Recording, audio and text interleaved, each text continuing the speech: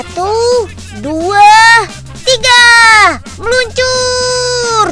Wah, seru banget ya main sandboarding kayak gini. Cara bermain sandboarding ini sih harusnya dengan posisi berdiri seperti main skateboard pada umumnya. Tapi kalau masih anak-anak, mainnya sambil duduk juga boleh. Gumuk pasir yang menjadi salah satu wisata di Parangtritis, Yogyakarta ini berasal dari erupsi Gunung Merapi berupa material pasir. Pasir-pasir ini terbawa oleh arus Sungai Opak dan Sungai Progo, lalu mengendap di laut. Lama-kelamaan pasir yang mengendap terbawa oleh gelombang menuju pantai. Selama ribuan tahun, terbentuklah gundukan pasir yang bernama Gumuk Pasir Parangtritis. Gumuk pasir seperti ini cuma ada 3 di dunia, yaitu di Filipina, Vietnam, dan Indonesia. Wah, keren ya! Selain bermain, beraktivitas di sini juga bermanfaat untuk merangsang sensor motorik anak-anak loh. Jadi sambil bermain, anak-anak bisa melatih kecerdasan dan kepekaan. Yang pasti sih ketika main pasir kayak mereka gini, jangan takut kotor ya.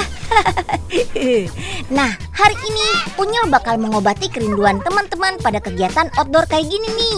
Dijamin seru deh. Yuk, kita come on.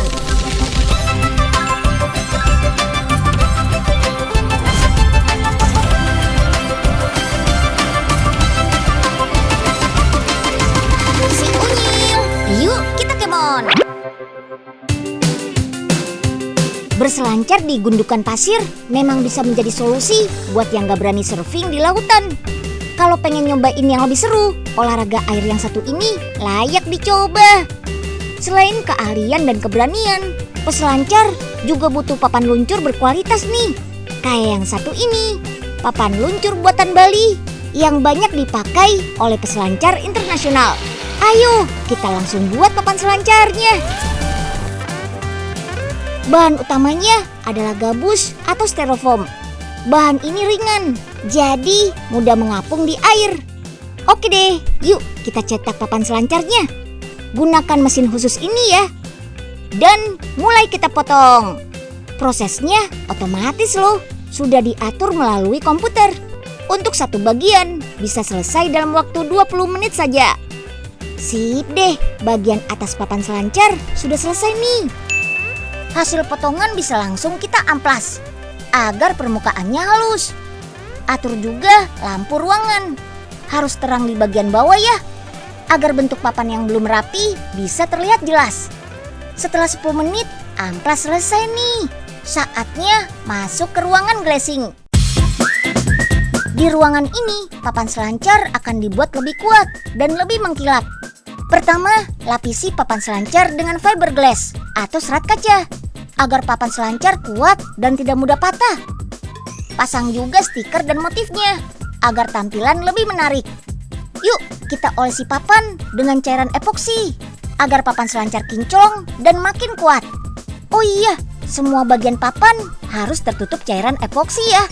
Kalau ada yang terlewat, berat papan jadi tidak seimbang loh.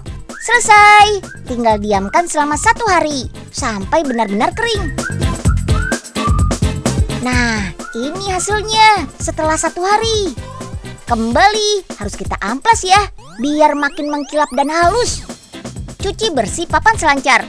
Jangan lupa gosok-gosok agar debu dan kotoran bisa hilang. Nah, ada satu bagian papan selancar yang penting banget. Harus kita pasang nih. Yap, betul. Fin atau sirip papan. Fungsi fin ini untuk mengontrol papan saat menerjang ombak. Jumlah fin yang dipasang juga bermacam-macam. Ada 1 fin, 2 hingga 3 fin. Makin banyak fin yang terpasang, makin gampang peselancar mengontrol papan selancarnya. Buat yang takut menerjang ombak tapi tetap ingin berselancar, tenang, ada papan selancar elektrik juga nih. Papan selancar buatan Spanyol ini terpasang motor 4400 watt yang berfungsi sebagai pendorong. Jadi kita nggak perlu menunggu ombak besar untuk bisa berselancar. Bahkan kita bisa berselancar di sungai ataupun danau. Wah, asik banget kan? Sepi amat nih taman. Si Enyeng kemana ya? Loh, itu kan Den Unyil. stop. Ya ampun, Pak Oga, bikin kaget aja. Aduh, Widih, sendalnya baru nih. Beli di mana tuh, Den? ya beli di toko lah, Pak. Mau Unyil pakai buat outbound nih sama teman-teman Unyil. Hah? Outbound? Sayang bener, nggak takut rusak apa? Enggak lah, ini kan memang sendal outdoor, Pak. Dijamin kuat dan awet deh. Oh, pasti bikinnya dari ban bekas ya, Den ya? Yang karetnya nggak habis-habis tuh. Pak Oga so tahu nih. Berkegiatan outdoor bukan berarti penampilannya lusuh dong. Harus tetap trendy. Nggak harus pakai yang impor kok. Produk lokal Indonesia juga banyak yang bagus-bagus. Kayak sendal anak-anak yang satu ini nih, made in Bandung. Kita lihat yuk cara membuatnya. Oke deh, sekarang buat bagian bawah sendalnya yuk. Yang menjadi kelebihan sendal ini adalah bantalan tambahan di bagian tengah sol. Jadi pada saat dipakai, tumit kita akan lebih nyaman karena pijakannya terasa lebih empuk. Untuk pembuatan pola alas kaki, sudah pakai mesin press ini. Kalau kita lihat lebih detail, di bagian bawah sendal ini ada pola sarang lebahnya. Sengaja dibuat begitu, biar pas dipakai, sendalnya nggak licin dan bikin kepleset. Nah, kalau sudah terbentuk sesuai pola, tinggal dihaluskan deh. Lalu gabung tali dengan solnya. Sendal ini nyaman banget loh buat anak-anak, terutama buat kegiatan outdoor alias di luar ruangan. Mau main panjat-panjatan, becek-becekan, atau buat jalan-jalan ke mall pun juga cocok. Karena model dan warnanya gaul abis.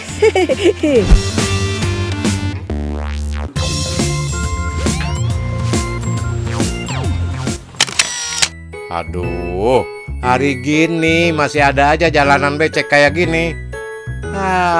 Oga jadi bingung mau lewat mana. Wait, aduh, apes bener dah. Ya, hati-hati dong Pak, jalannya becek tuh. Licin Pak kalau nggak pakai sendal. Iya sih, tapi kalau dipakai sayang sendalnya, Den.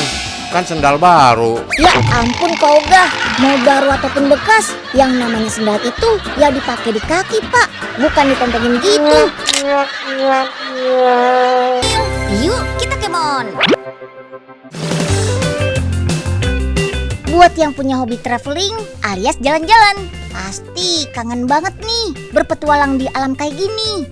Bersantai di hammock sambil menikmati udara segar di hutan. Wah, Unyil jadi pengen deh. Sebelum bisa traveling lagi, mending siapin dulu deh hammocknya. Bisa dipakai di rumah juga kan, biar makin rileks istirahatnya. Walaupun terlihat sederhana, hammock kualitas bagus harus memenuhi beberapa persyaratan. Apa saja itu?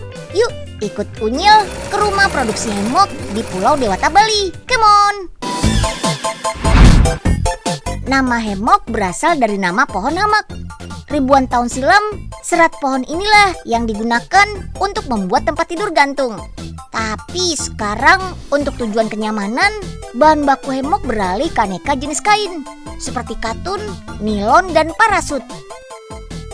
Kali ini kita pakai parasut. Selain mudah didapat, parasut cepat kering, lebih kuat dan ringan. Loh, kok disobek-sobek parasutnya? Oh, ternyata ini cara untuk menghasilkan lembaran kain yang sama ukurannya. Unik ya.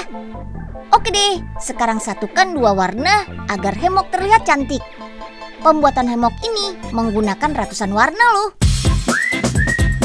Untuk membuat hammock utuh, jahit dulu yuk. Ada beberapa tahap jahit nih. Pertama, jahit bagian tengah untuk satukan kedua warna kain. Gunakan benang Astra Jeans agar hammock tidak mudah putus dan kuat menahan beban berat. Kedua, jahit seluruh bagian sisi kain. Tahap ini biasa disebut neci. Ini bisa bikin hammock rapi dan bagian tepinya tidak rusak. Selanjutnya, buat lubang selongsong ini di sisi atas dan bawah kain. Lubang ini untuk mengaitkan tali. Terakhir, buat kantong hammocknya yuk. Biar praktis saat disimpan dan dibawa kemana-mana. Jahit menyatu dengan kain hammocknya ya. Lanjut ke bagian akhir. Kita pasang tali pengait hemok. Jenis talinya adalah nilon, supaya kuat menopang beban orang. Baru deh pasang pengait yang terbuat dari besi. Hemok punya beragam ukuran. Untuk single bisa menopang satu orang dengan beban sampai 150 kg. Untuk double bisa menopang 2 orang dengan beban maksimal 250 kg. Penjualan hemok produksi dalam negeri ini sudah sampai ke Republik Ceko, Australia, dan Prancis. Sebagai perlengkapan jalan-jalan, hemok berfungsi sebagai tempat tidur. Jadi bisa mencegah gangguan serangga tanah atau hewan berbahaya lainnya, seperti ular. Para traveler juga biasa pakai hemok saat kemah. Bisa jadi pengganti tenda deh. Alasannya karena lebih simpel, ringan, dan mudah memasangnya.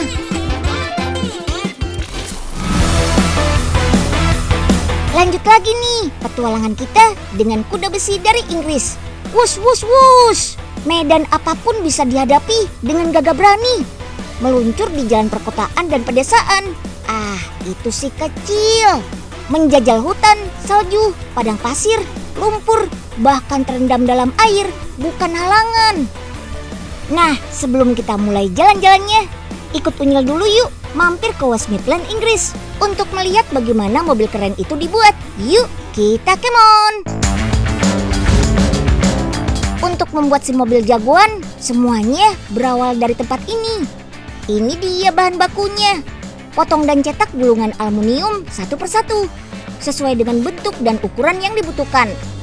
Pakai mesin ya, kan sudah canggih pabriknya. Wah, ada robotnya juga loh untuk membantu memindahkan hasil cetakannya. Jadi semuanya serba cepat. Sip deh, selanjutnya kita masuk ke proses perakitan. Wah, sudah ada badan mobil yang berbentuk tuh. Badan aluminium yang merupakan ciri khas mobil ini bukan hanya kuat dan ringan. Aluminium juga tahan karat loh.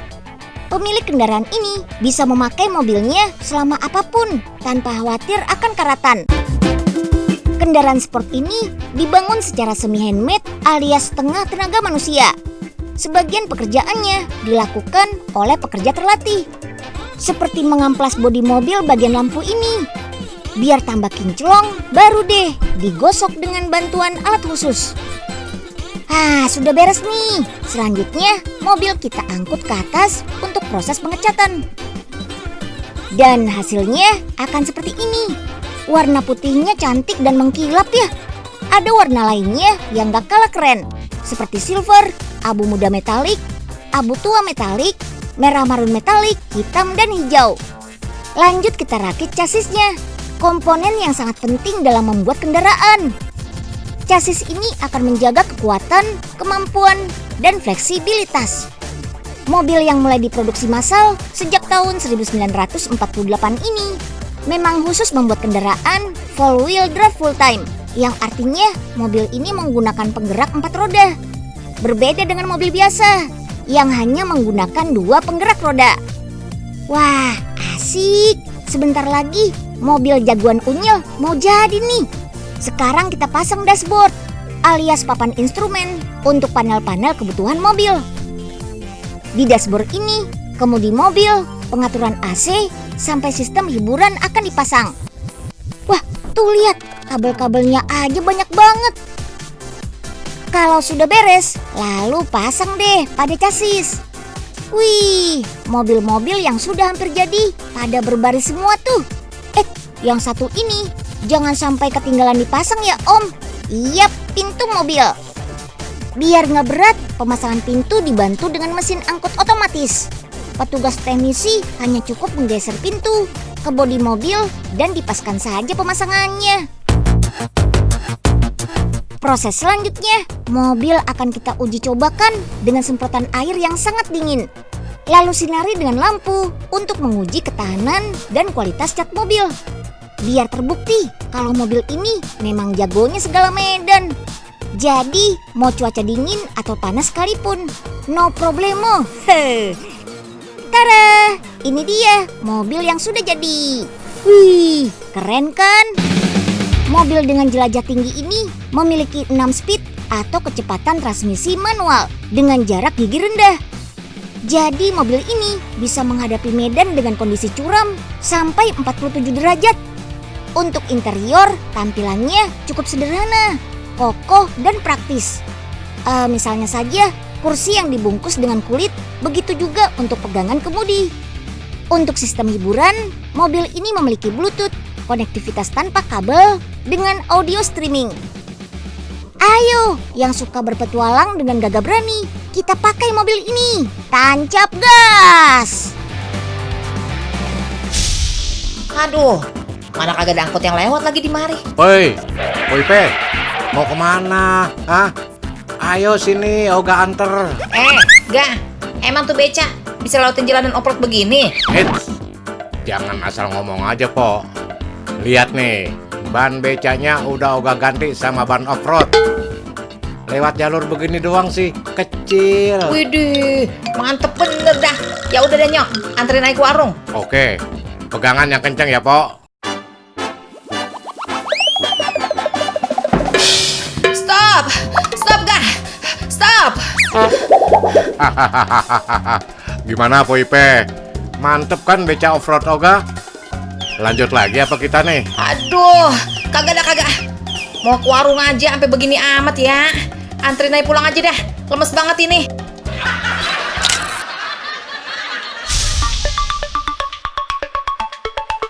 Salah satu komponen yang harus ada di setiap mobil, ya bagian setir ini nih. Kalau mobil nggak ada setirnya, gimana mau dikendalikan? Salah satu produsen pembuat setir mobil bisa kita jumpai di Pasuruan, Jawa Timur. Istimewanya, setir mobil lokal ini terbuat dari kayu. Jenis kayu yang digunakan untuk membuat setir adalah kayu MDF. Itu loh, serbuk kayu yang dipadatkan sehingga bisa dibentuk sesuai keinginan. Dibandingkan dengan kayu olahan lainnya, jenis MDF lebih lentur sehingga gak gampang patah. Makanya cocok banget nih untuk dijadikan bahan baku setir mobil. Kayu MDF-nya disusun sehingga membentuk papan. Papan kayu selanjutnya dipotong berbentuk lingkaran. Harus teliti dan hati-hati nih. Salah sedikit saja, papan kayunya nggak bisa dipakai deh. Kayu yang sudah berbentuk lingkaran, kita beri lubang di bagian samping. Rongga di setir kayu berfungsi sebagai wadah plat besi, supaya setir kayunya lebih kuat. Lempengan besi ini dipasang memutar mengelilingi setir. Biar gampang, lempengan besinya dilengkungkan dulu ya. Selain sebagai penguat, lempengan besi juga berfungsi sebagai rangka setir. Sekarang kita siapkan plat besi untuk gagang setir di bagian tengahnya nih. Kita bor dulu bagian ujungnya untuk memudahkan pemasangan baut. Ujung plat besi kemudian dipasang ke potongan besi berukuran kecil. Tapi masangnya jangan manual ya. Pakai alat penembak paku biar lebih gampang. Bagian tengah setir yang terbuat dari besi tinggal kita satukan deh dengan setir kayunya. Supaya benar-benar menempel, plat besinya dilas dengan potongan besi yang sudah terpasang di bagian setir kayu. Jadi bukan menempel ke kayunya ya teman-teman. Wah, bentuk setir kayunya sudah mulai kelihatan tuh. Tapi ini masih separuh jadi. Nah, biar makin cantik, kita lapisi dulu nih dengan kulit sintetis. Bagian dalam kulit kita baluri dengan lem secukupnya. Lanjut, kita lapisi setir kayu sampai benar-benar tertutup rapat. Supaya makin rapi, kulit pelapis setir dijahit secara manual dengan tangan. Wih, nggak kalah kan sama setir buatan luar negeri. Gak heran deh kalau setir hasil karya anak negeri ini sudah dijual ke berbagai wilayah di Indonesia.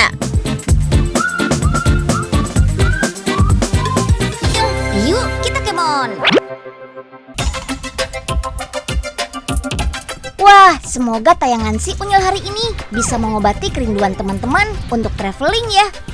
Makanya, supaya bisa traveling lagi, kita harus rajin mengikuti protokol kesehatan.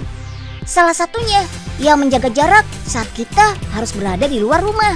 Oke, udahan dulu ya informasi dari Unyil hari ini.